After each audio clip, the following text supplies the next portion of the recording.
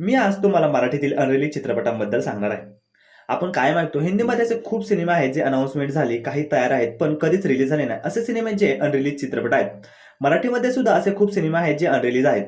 तर आजच्या व्हिडिओमध्ये मी तुम्हाला मराठीतील अनरिलीज चित्रपटांबद्दल सांगणार आहे. नंबर 1 वर आहे मोगल मर्दिनी छत्रपती ताराराणी. मोगल मर्दिनी छत्रपती ताराराणी चित्रपटाचे पोस्टर आणि अनाउन्समेंट 4 ते 5 वर्षाआधी म्हणजे 2021 मध्ये झाले होते. त्यानंतर प्लॅनेट मराठीने 2023 मध्ये म्हणजेच 3 वर्षाआधी चित्रपटाचे टीजर प्रदर्शित केलं. पण त्यानंतर चित्रपटाबद्दल काहीच अपडेट दिली नाही. टीजर प्रदर्शित झाल्यानंतर प्रेक्षकांची नापसंती मिळाली. प्रोडक्शन व्हॅल्यू, व्हीएफएक्स, व्हिज्युअल चांगले नव्हते, तर काहींना वाटत होते चित्रपटाची अभिनेत्री सोनाली कुलकर्णी तारा राणीच्या रोलसाठी योग्य नाही, त्यामुळे खूप क्रिटिसाइज करण्यात आलं. निर्मात्यांनी चित्रपटाची तारीख 2024 ठरवली होती, पण व्हीएफएक्स आणि व्हिज्युअल क्वालिटीवर काम करण्याचा निर्णय घेतला.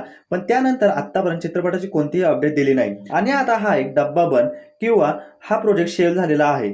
त्यामुळे अनाउन्समेंट करून त्याचबरोबर टीजर प्रदर्शित करून सुद्धा हा एक अनरिलीज चित्रपट ठरला.